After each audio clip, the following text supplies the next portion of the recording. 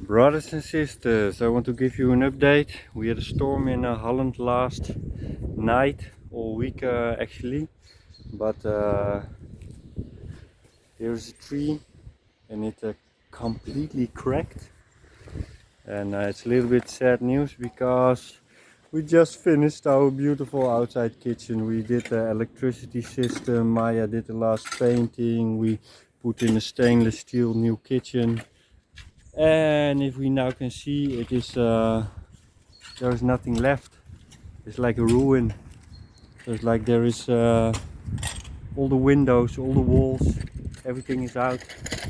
It's like a big chaos. And so we are cleaning this afternoon. The rains are gonna come, so hopefully we can see how far we can come. And it's quite ironically, because last time it was the fire that brought a great change, and now it is the wind.